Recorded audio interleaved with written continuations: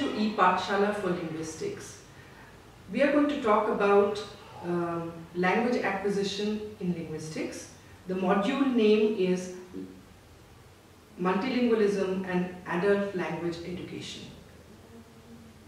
I am Shruti Sarkar, Professor in Linguistics, Department of Linguistics and Contemporary English, English and Foreign Languages, University, Hyderabad.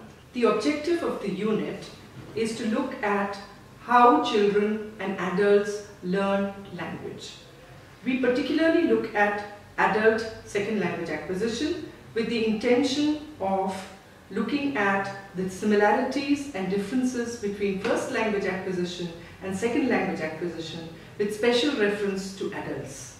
We look at the points where they are similar and the points where they are different.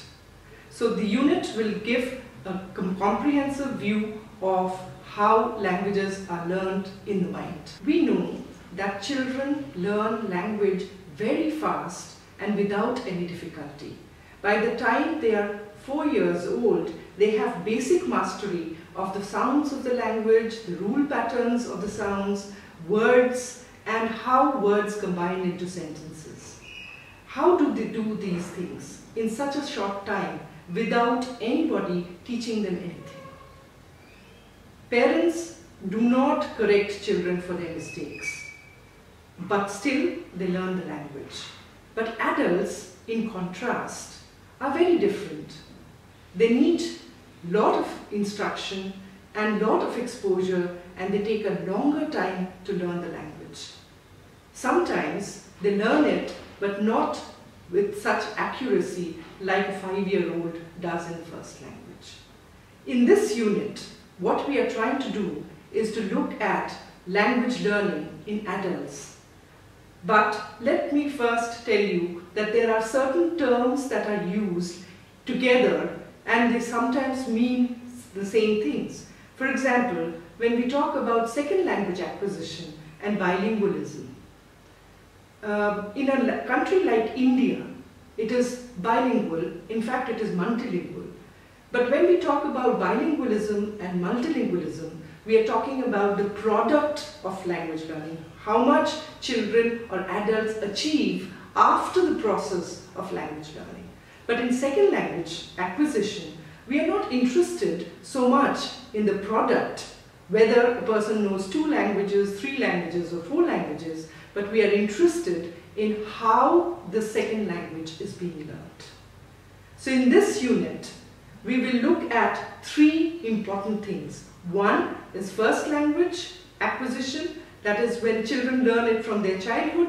Second language acquisition, when children learn it. Second language acquisition, when adults learn it. In the first part, we talk about the types of first language acquisition. First language acquisition is a term that we use to refer to any language learning from infancy. That is, what a child learns as the first language after it is born. This process starts at birth and continues till lifetime, but a basic amount of language learning is learned by the time the child is 5 years old. Second language acquisition, in contrast, is a term that we use when we refer to any language that is learned after learning the first language. Please note that we are saying after the first language is learned. It could be the second language, it could be the third language, it could be the fourth language. It doesn't matter. It still comes within the rubric of second language acquisition. Because here we are interested in how the mind acquires a second language. A third term that we use is bilingual acquisition. Because in bilingual acquisition, a child is learning 2 or more languages from infancy at the same time. So it is different from first language acquisition, because when we talk about first language acquisition, we are talking about 1 language. When we are talking about bilingual acquisition, we are talking about 2 or 3 languages learned simultaneously. In second language acquisition, we are talking about learning of any other language after a first language or languages have been learned. So the contrast in this unit is between two things. One is that first language is normally learned in a naturalistic context. That is, when people speak to you, when you're communicating with a child, when the child is communicating back with you, and there is no classroom formal teaching. Whereas in second language situation, there is a lot of learning which is happening within the classroom as well. So there is a formal part of the instruction as well as the naturalistic. There's another term that we use interchangeably sometimes with a difference. Let me talk about that first. We talk about foreign language teaching or foreign language learning versus second language teaching or second language learning. Here, as I have said earlier, for us the matter is that of learning any language after the first language has been learned. But however, people do make a difference between foreign language learning and second language learning. And this is particularly with reference to the context in which the second language or the foreign language is being learned. For example, in India, English is learned as a second language, whereas French would be learned as a foreign language. The difference here is that within the classroom, a child learns French, but there is no context of use of French outside the classroom. Therefore, it is restricted to the classroom. Whereas in the second language situation, the language is available within the classroom as well as outside in the community. Now we look at the points of difference between first and second language. But before that, let me talk about what are the points of interest for a linguist who is looking at language acquisition. Because our primary goal in this unit is to look at the linguistic system and how the mind acquires the system. The first thing is, how does the mind acquire another language? Because we all agree that we can live a complete life with just one language. Learning a second language is not necessary for the mind and its cognitive activities. Whereas a second language is something that is available across the world. There are fewer communities which are monolingual and much more people who are bilingual or multilingual. The second point of interest is, if there are two systems, linguistic system, that is the first language and the second language in the mind, do they interact? And if they interact, is there any effect of age and maturation on the learning? Do they interfere with each other? Does learning become difficult when you are older? These are some of the issues that we are looking at. Let us look at adult language education, because this is an area which is more important to us and more pertinent to us than second language acquisition in children. Because in children, what happens is they are cognitively more flexible and it's easier for them to learn the language. But as an adult, we have already learned a language in its full entirety, and then we are learning another language. Two major findings which have been documented over years in adult language education is that it is highly systematic and it is highly variable. Now this would look contradictory in the first glance. Highly systematic, highly variable, but this is a fact. It is highly systematic because the way we learn the language, the roots that we use, that is what is learned first, what is learned second, what is learned third, what is the order of learning, is universally attested. That is, all adults seem to learn languages exactly in the same way. That is, the route that they follow is the same. Whether they learn French, whether they learn English, whether they learn Bengali, whether they learn Russian, it is the same across. Whereas, another attested fact is that adults do not learn language in the same way. In the sense that the output is very different. Some learn it better, some are struggling with it, some do not learn it at all. So the output is very variable. And this is because the rate at which people are learning language is very different. So we are putting together two interesting facts here in language acquisition, that is the root and the rate of language learning. And this is very different in adults because the root is the same like first language, whereas the rate is very different from first language. So what is the similarity that we are talking about? Let's look at the root first. And we try to find out whether there is evidence in language learning that the root is same. Two very well documented facts in language acquisition is that it is highly systematic and it's highly variable. It might look contradictory at the beginning. At one glance, how can something be highly systematic and highly variable? The systematicity is in the way in which language is being learned. That is, what is being learned first, what is being learned second, and how is it being learned over a period of time, the route that one follows in language acquisition. Later we show in the unit that this route is very similar to first language acquisition. Whereas the rate at which adults are learning, some learn it faster, some take a longer time, some never learn. So the rate of language learning is very different across adults, and therefore the output is also variable. We show that the root is very similar, right? And how do we show this? We show it with two very well-known facts in language acquisition is how are grammatical morphemes learned, and that all learning shows a U-shaped learning curve. Let us look at the grammatical morphemes. Morphemes is a term that we use to indicate a smallest unit of meaning that grammar has. For example, when I say sleeping, sleeping has two parts, sleep and ing. Ing is a morpheme for us, sleep is another morpheme for us. So we are trying to look at how these ing, ed for past tense, plural s, possessive s, in what order are they learned? Roger Brown in 1973 first documented on the basis of three children, Adele, Sarah and Eve, the acquisition of these morphemes, whether there was a attested order. And he looked at 13 morphemes and he found a very clear order. Take a look at the slide.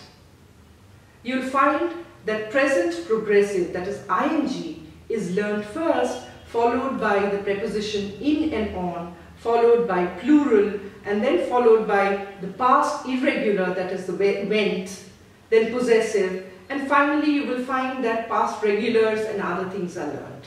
And all children show the same pattern in English.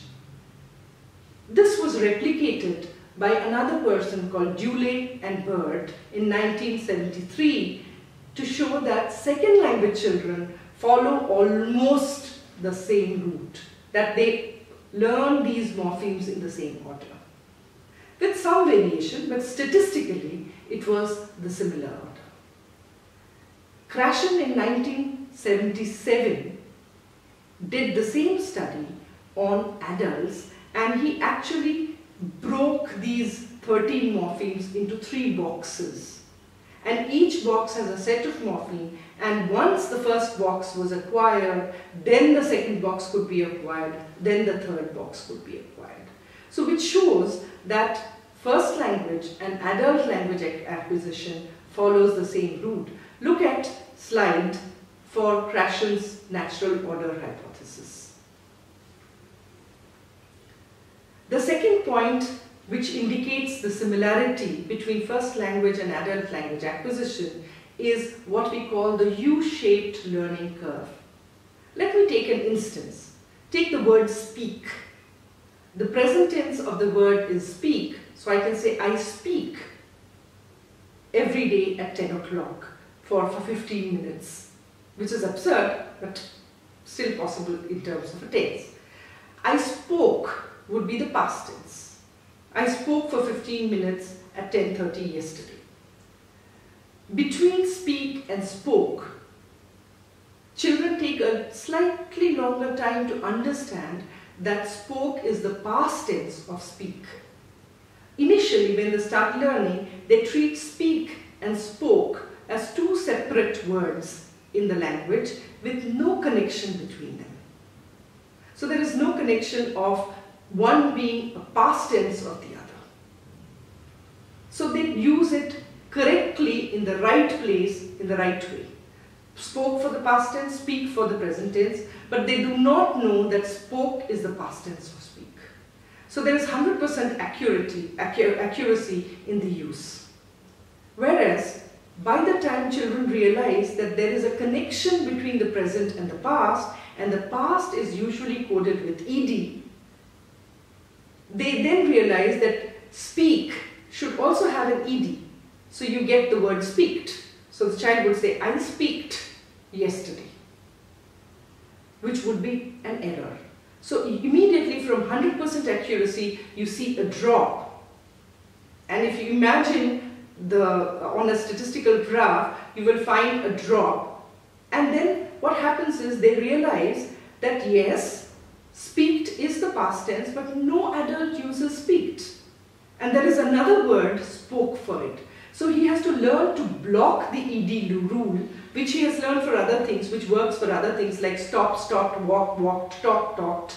So he has to block that rule and use a new word in its place. But he knows now, unlike the first stage, that speak and spoke are related as a past tense. So again, the accuracy goes up to 100%. So if you look at the graph, notice the graph on the slide now, and you will find that this is not only true of past tense, it is true of plurals, it is true of adjectives, and this is something it is attested in child language acquisition as well as second language and adult language acquisition. So we have 2 points that we have shown. One is the acquisition of grammatical morphemes and the U-shaped learning curve, where we clearly see that first language and adult language acquisition are absolutely similar in terms of the root of language that they follow. We spoke about the similarities of first and second language acquisition. Now let us look at whether there are differences. We all know that 2 people learning English in India will speak very differently. And their knowledge of rules, their knowledge of words, their knowledge of when to use what would be very, very different. Then if L1 and L2 are similar, then where do these differences come from? They come from one of the 5 factors that we are going to look at. One is age, the second is the initial state of grammar, the third is interlanguage, fourth is a distinction between acquisition and learning, fifth is affective filter. Let us look at the first. As we started the unit, we said that children acquire a language with complete mastery, and they are able to use the language accurately in all contexts without making any errors. But that's not true of adult language acquisition. Adults may learn the language completely, have complete mastery over the language, but this is a very, very rare phenomenon. There is always scope where there are errors, where adults do not know the right constructions or make mistakes with constructions. One of the things that we know is that age plays a major role in language acquisition. If I'm a child and I'm learning a second language, I do much better in the language than if I start learning the language after I'm 16, 17 years old. So foreign language in that matter becomes a little more difficult than child's second language. Lenneberg, 1967, first put out this hypothesis that there is a critical period for language learning. So there is a period when the mind is sensitive and flexible, and language learning becomes very easy if we start learning the language at that period. But it has been shown over a period of time with a lot of research that this sensitivity is particularly to the sounds of the language, but it does not really affect grammar of a language. However, we still kind of believe that there is a period when language learning is much better if it is within 1 to 8 years or 1 to 7 years, the period of the sensitivity is something that is seriously debatable. But we do agree that there is the sensitive window when language learning is much easier. The second issue is, unlike a child who is learning the first language and the notion that there is something called a language, adults already have one language, therefore they already know what are the things that are possible in a language. And therefore, that is something that they have already available. So there is an initial state of grammar which they have, and then they are learning another grammar. So one of the features that Noam Chomsky in 1956 put forth is that language learning is very different from any other learning, and therefore there is a specific module in the brain which helps us to learn a language, which is called the universal grammar. The question that we are asking, or people have asked, is children use universal grammar to learn a language. Do adults also have access to the universal grammar when they are learning a second language? So there are multiple kinds of theorizations that are available in the literature now. Some people believe that once you have used the universal grammar, the possibility of using it again does not arise, and therefore adults have to depend on other domain general abilities to learn language. This is called the no-access hypothesis. On the contrary, there are people who believe that universal grammar is available for first language, second language, third language, fourth language. So it is completely available for all language learning, and therefore adults can also learn a language without any difficulty. So the mind has no difficulty learning a second language.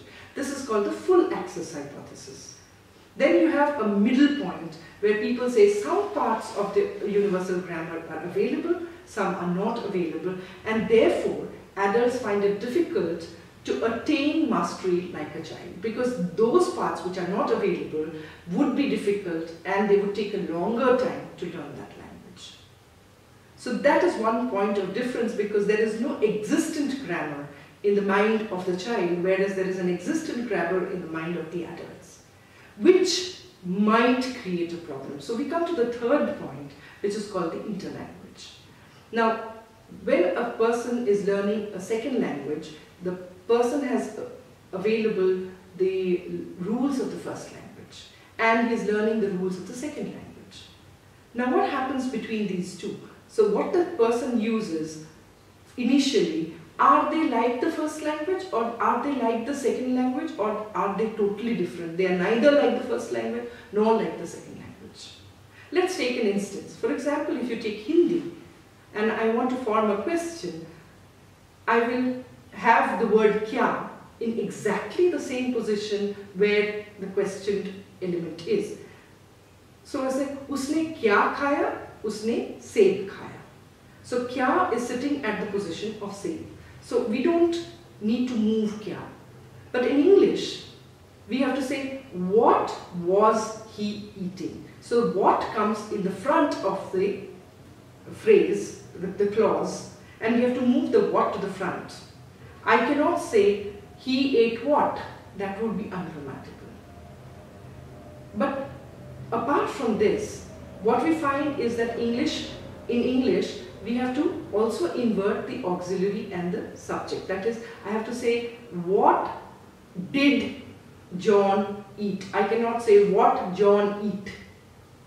So even if I move, I have to change the place of the did and John, or the verb and John. Now, what happens in second language acquisition, particularly in adults, you will find sentences like, do you know where my friend is? Or this would be the right thing, but they would say, do you know where is my friend? So they don't change structures in this way. So the rule that they are positing is neither like the L1 nor like the L2, which means that it is between these two languages, and this is what we call the interlanguage. It is neither like L1 nor like L2, it is somewhere in between, and therefore it is called the interlanguage. Now the interlanguage error, which is neither like L1 error nor like L2 error, could be because we are transferring some elements of L1 and transferring some elements of L2, or it is because there are two rules possible in L1, L2, and I have learned only one rule and I am overgeneralizing that rule. So the errors could be interlingual. The fourth point where adult language education acquisition differs from first language acquisition is the distinction between acquisition and learning. Krashen in 1982 first pointed this out, that acquisition and learning are two different forms of language learning. That is, acquisition is where we are picking up rules without being conscious of these rules. So it's an unconscious form of learning. This is like child picking up rules of grammar. Nobody teaches them, they are not aware. If you ask them what is this rule, they are not able to tell you the rule, but they know exactly how to use it. So it's something that they have acquired naturally and unconsciously. Whereas learned rule is what you learn in a classroom situation, where somebody tells you that you cannot use two negatives in the same place. So you cannot say, I did not eat no mangoes. So we are told explicit or given explicit rules. So this explicit conscious rule system and the acquired rule system are two different kinds of systems that exist in the mind, and learning grammar explicitly does not translate into an ability to speak and write. So the adult language actually stores two separate rule systems. One is the learned system, the other is the acquired system. And they often, the learned system does not become the acquired system. But there is a role of the learned system. If I have the time, if I have the rule, I can correct myself because I know explicitly what rules should be used. So it acts as a monitor. So it monitors our outputs. Let's imagine that I have written a paragraph, and 5 minutes later I revise the paragraph. I am able to use my learned system to correct it. But when I wrote, I used my acquired system. So I have the time to correct it now.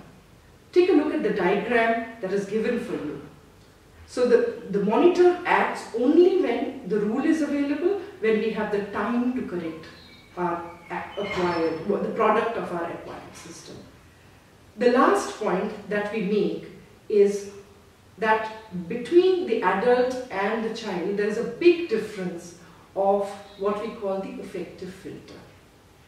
The child learns a language, but child has absolutely no attitudes towards learning the language. So it doesn't matter whether he likes the language or not. It doesn't matter whether he is motivated to learn the language or not. It doesn't matter whether he is anxious to learn the language or not. These features of attitude, motivation, anxiety, confidence, personality type does not affect a child's learning of the language. Whereas these are very important factors in the learning of a second language, the adult language particularly. If I think that English is a language which is useful for me, I will have a good attitude towards the language and therefore I will learn it better. But this has absolutely no effect on the child who is learning his or her first language. His or first language, learning his or her first language is not a choice. It happens. But in adult language, language learning is kind of a choice. We make that choice most of the time. And we learn the language. And that seems to have an impact on the way we learn the language. So what we have done now is we have looked at the differences between first language and adult language acquisition, and we have pointed out that age plays a role, the initial grammar, what is in the mind already plays a role, the kind of systems of interference plays a role, motivations play a role, that is affective factor, and the difference between acquired and learned system also has a role to play. So in this unit, we have brought out the difference particularly between first language acquisition, that is when a child is learning a language, and second language acquisition, particularly when the adult is learning a language. So there are a lot of differences between a child and an adult and their cognitive abilities, and we have shown that there are points of similarity, that is the route which they follow in learning a language, whereas the rate at which one learns a language is very different in adults. The rate has implications because what we know earlier about the language, how old we are, how motivated we are towards learning the language, how are we learning a language, whether we are using our conscious system or our unconscious system, all these seem to affect an adult's learning of language, and that each adult behaves differently in the output of learning, how much they have learned of the language. But these do not affect first language. However, in one simple statement, we have shown in this unit that the root of language learning is universal across any language acquisition, whether it is child language, first language, second language, adult language, or bilingual acquisition, but the rate is always variable.